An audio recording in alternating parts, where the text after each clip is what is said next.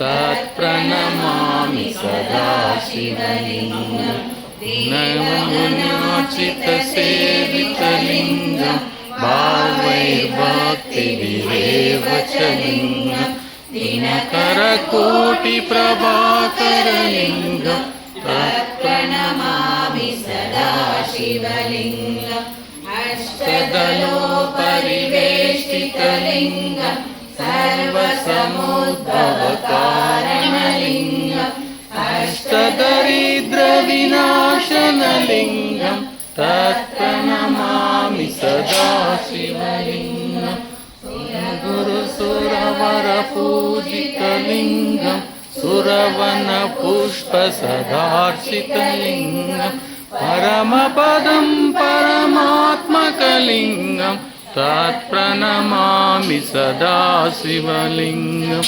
तत्प्रणमामि शिवलोकमवाप्नोति शिवेन सह मोदते।